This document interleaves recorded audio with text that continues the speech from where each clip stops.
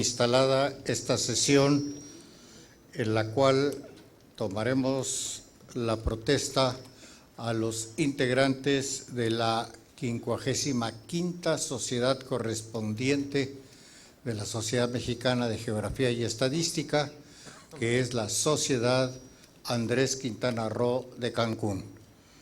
Le ruego a don Fernando Martí, presidente electo de esta Sociedad Andrés Quintana Roo, que haga uso de la palabra.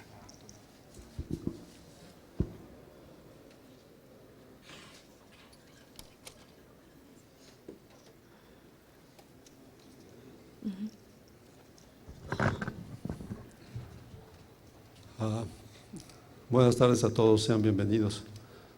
Quisiera iniciar esta intervención agradeciéndole al gobernador de Quintana Roo, al licenciado Roberto Borge Angulo, que haya aceptado ser testigo de honor en la instalación de la Sociedad Andrés Quintana Roo. Un honor, señor gobernador.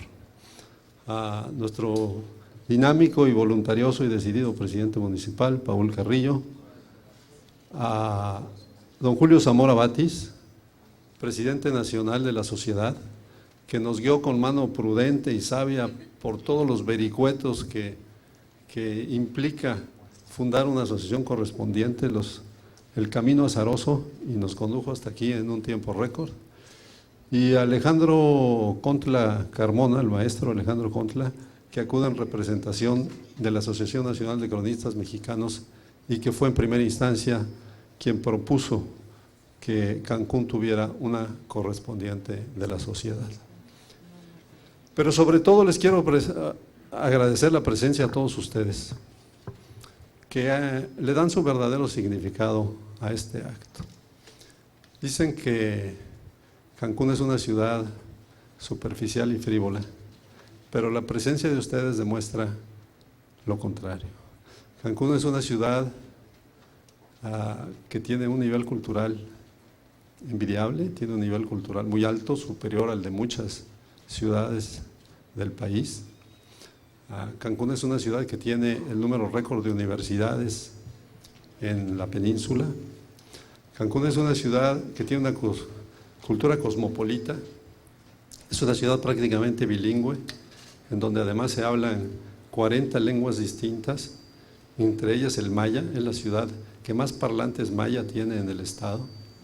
Es una ciudad volcada hacia el mundo, es una ciudad en donde sus habitantes establecen contactos frecuentes con el exterior. Y todo eso se explica porque Cancún es una ciudad de aluvión, es una ciudad en donde todos nacimos en otros lugares, o casi todos. Yo me atrevería a decir que probablemente el 90% de los que estén en este salón nacieron en otro lugar. Pero al venir aquí trajeron sus culturas. Trajeron sus culturas y en este crisol se está formando la cultura cancunense. Es probable que todavía no tengamos una cultura netamente cancunense, pero sin duda estamos formando una cultura con el aporte de todos los inmigrantes que llegaron y que se establecieron en Cancún. Bien, yo les quiero hablar esta tarde de la Sociedad Mexicana de Geografía y Estadística y de la Sociedad Andrés Quintana Roo. Sabrán ustedes, porque lo pusimos en la invitación y hemos estado dando muchas conferencias, que la sociedad se fundó en el año de 1833 y que fue la primera sociedad en América y la cuarta en el mundo. Solamente se fundaron antes la de París, la de Berlín y la de Londres. Ni siquiera en España o en Estados Unidos había una sociedad científica como se fundó en México, 1833, a iniciativa de Valentín Gómez Farías, entonces presidente de la República.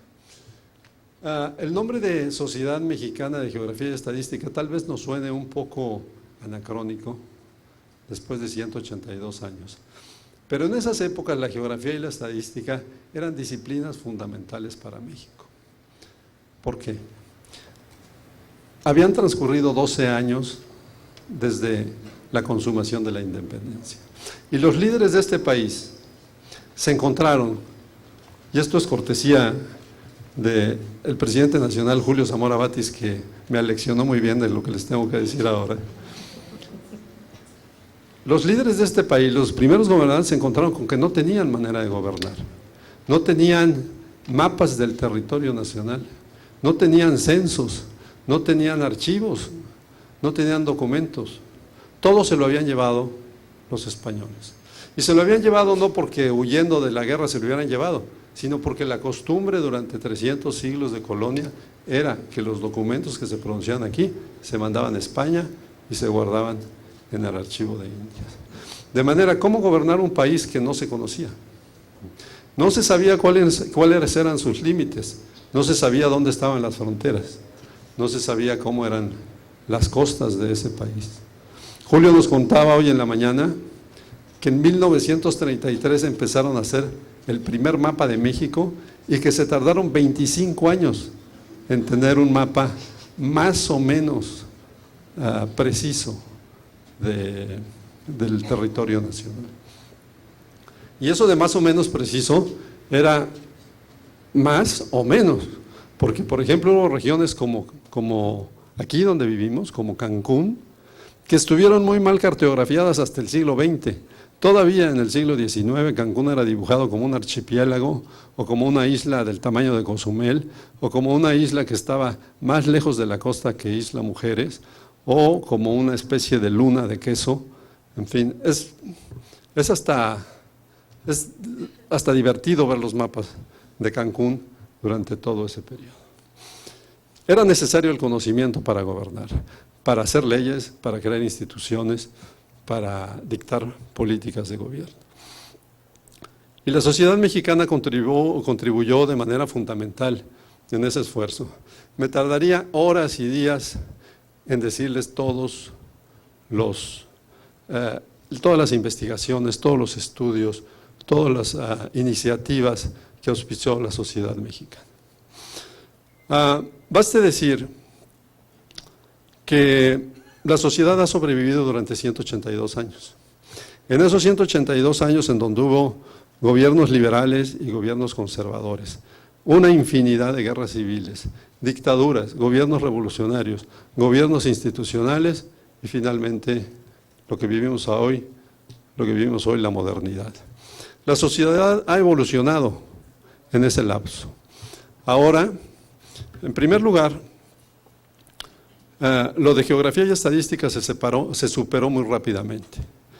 La sociedad se empezó a interesar por otras disciplinas y se creó una academia de historia y después una de etnografía, una de arqueología, y ahora la sociedad tiene decenas de academias diferentes en todas las ramas artísticas, música, literatura, poesía, y en ramas técnicas como la mecatrónica o como la computación, y aún al revisar cómo son las academias uno se da cuenta de que están pendientes de la modernidad. Por ejemplo, hay una academia de administración del tiempo libre, o hay una academia de la pequeña y mediana empresa, es decir, están pendientes de lo que está pasando en el país. Esa es una primera estrategia que ha funcionado muy bien. Y la segunda es la creación de correspondientes, de sociedades correspondientes como esta que estamos creando hoy, en donde somos entidades autónomas, pero la sociedad mexicana reconoce que estamos haciendo el mismo papel a nivel local que ellos están haciendo a nivel nacional. Por eso somos correspondientes de la sociedad nacional. Hay 55, Julio me decía que algunas funcionan mejor que otras, nosotros estamos apostando por funcionar razonablemente, por lo menos en este arranque. Y el último tema del que les quiero mencionar es nuestro nombre, Andrés Quintana Roo. Tuvimos muchas discusiones en el pequeño grupo de los socios fundadores de cómo nos deberíamos de llamar. Y cuando surgió la propuesta de adoptar el mismo nombre que lleva el Estado, Andrés Quintana Roo, Jorge González Durán nos contó una anécdota que le voy a pedir prestada esta noche.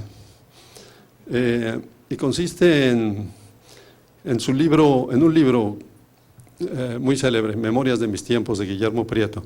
Guillermo Prieto, el gran héroe liberal, ese que se puso enfrente del pelotón de fusilamiento e impidió que asesinaran al presidente Juárez, que dijo, los valientes no asesinan.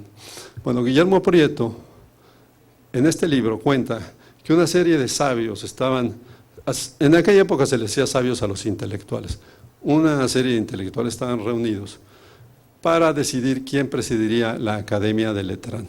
La Academia de Letrán, otra institución muy importante del siglo pasado, y evaluaban los méritos de uno, evaluaban los méritos del otro, y no se lograban poner de acuerdo. En eso tocan la puerta y entra un señor ya mayor, encorvado, pelo cano, envuelto en un gabán, atraviesa la sala, se sienta. Y Guillermo Prieto dice, vimos en ese momento entrar a la patria. Un elogio totalmente desmedido, vimos entrar a la patria, porque el personaje en cuestión condensaba todas las virtudes cívicas e intelectuales que se pueden pedir. La integridad, la honestidad, la defensa de los principios, la honradez, la bonomía, la sencillez. Ese hombre era Andrés Quintana Roo. Entonces, los académicos de Letrán ya no discutieron, se pararon, prorrumpieron en una ovación y por aclamación lo nombraron presidente de la Academia de Letrán. Obviamente la anécdota nos fascinó de tener un hombre así, y Lorena Careaga se puso a bucear en los archivos y también encontró que Quintana Roo había sido uno de los grandes caudillos intelectuales que en ese país en formación, en ese país donde no había nada, transformó las ideas en leyes y en instituciones. Más allá de que tiene una biografía fascinante, una biografía que es una novela. Él nació en Mérida, Yucatán, y alrededor de los 20 años, en 1808, emigró a la Ciudad de México. Era el momento en que Napoleón había invadido España y había una discusión intelectual aquí, en la Nueva España, si deberíamos hacernos un país independiente o deberíamos guardarle la corona a Fernando VII mientras lo liberaban los franceses. Quintana Roo era decididamente de ideas liberales. Él pensaba en la independencia. Se fue a vivir a México y entró a trabajar al despacho de un jurisconsulto muy famoso, ex rector de la universidad, que tenía un nombre también novelesco, Agustín Pomposo se llamaba. Bueno, a Quintana Roo ya dije que le entusiasmaban las ideas liberales, pero le entusiasmó más una hija adoptiva de don Agustín que se llamaba Leona Vicario. La pidió en matrimonio, se lo negaron, un poco espantados por su perfil liberal, y menos les gustó cuando se enteraron de que se había ido a la Sierra del Sur a buscar al generalísimo Morelos, que mantenía la guerra independiente. Deslumbró a Morelos con su capacidad y con su fogosidad y con su capacidad de interpretar y su capacidad de redactar. Los estudiosos dicen que dos grandes documentos de la etapa independentista de México, los sentimientos de la nación, uno, ese que dice que la América es libre e independiente de España y de toda otra potencia, y la Constitución de Apatzingán, tienen muchos artículos que fueron redactados o influidos por Andrés Quintana Roo. Anduvo Quintana Roo a salto de mata con las tropas morelenses, porque eran un ejército pequeño, no podían enfrentar al ejército realista, y anduvieron a salto de mata por ahí, mientras Leona Vicario se quedaba en México y le mandaba a los insurgentes lo que más necesitaban, que era información, los movimientos de las tropas realistas, los nuevos nombramientos, se las mandaba a través de arrieros y de la servidumbre de su casa. La descubrieron, huyó, don Agustín intervino y le pidió al gobierno que la perdonara. La indultaron con la condición de que fuera presa, al convento de Belén. Y ahí va, presa. Los insurgentes hacen un rescate peliculesco. Llegan 6 jinetes, someten a la guardia y se la llevan. Huye de México disfrazada, pintada de negro el rostro y los brazos, disfrazada de negra con un grupo de arrieros. Se encuentra con Quintana Roo, se casan y ahí andan, otra vez a salto de mata. 2 años después tienen a su primera hija, Genoveva. Obviamente ya no pueden seguir huyendo igual, un bebé necesita cierta estabilidad, donde dormir, donde comer y todo eso. Se separan del grupo insurgente y se van a vivir a unas cuevas, por allá por Tlapajagua, Tlataya, por el Estado de México, Michoacán. Hay testimonios que dicen que había días que comían raíces nada más. Finalmente los realistas los cercan, los van a capturar y entonces Leona le dice: huye tú, yo soy mujer, no me van a maltratar. Y efectivamente él huye, a ella la atrapan y el gobierno federal ya se había disminuido mucho la lucha insurgente. Entonces le ofrece el indulto. Los delitos que ellos habían cometido eran alta traición al rey y se castigaban con la pena de muerte en juicio sumario.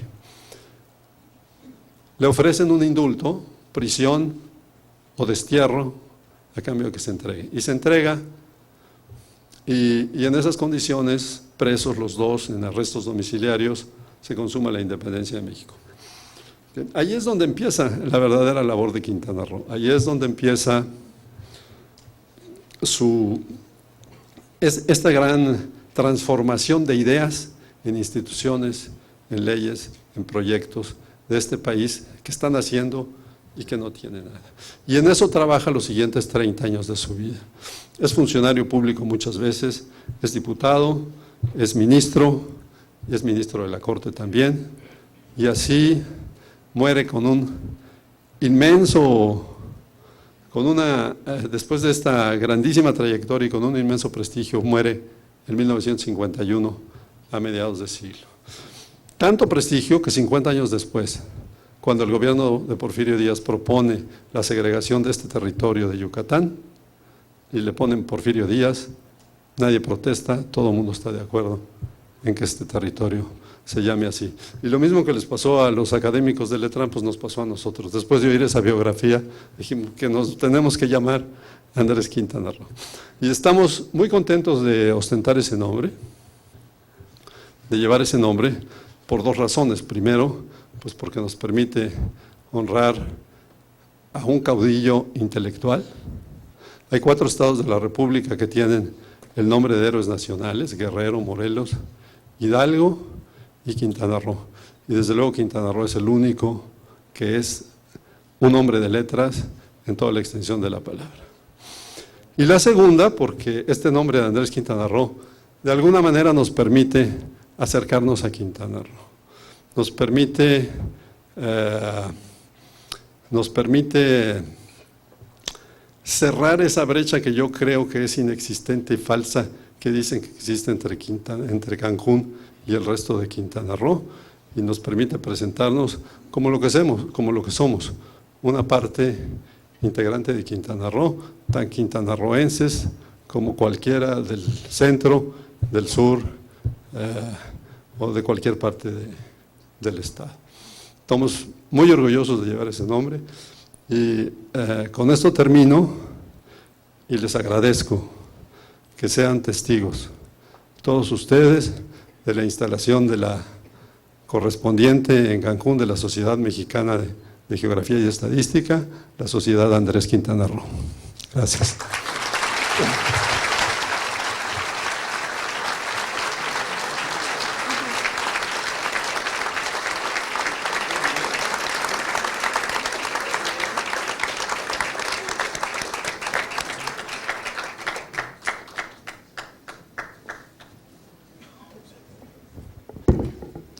A continuación, el licenciado Pedro Martínez Gamboa, notario auxiliar de la notaría número 30, recabará la firma del presidente y de los testigos de honor del acta constitutiva de la Sociedad Andrés Quintana Roo.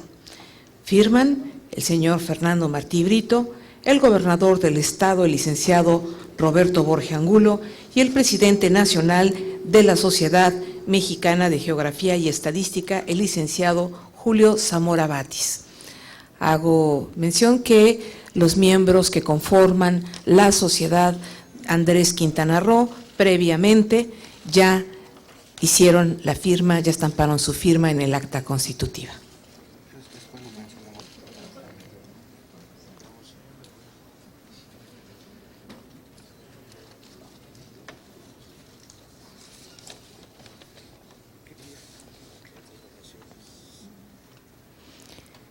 A continuación, solicito a los socios fundadores ocupar su lugar al frente del Presidium a fin de rendir la protesta protocolaria y llamo para que por favor ocupen sus lugares al señor Fernando Martí Brito, presidente, Lorena Careaga, vicepresidenta, Priscila Sosa, secretaria, Sergio González, tesorero, Ana Martí, vocal, Ignacio Díez, vocal, Jorge González, vocal, Darío Flota, vocal,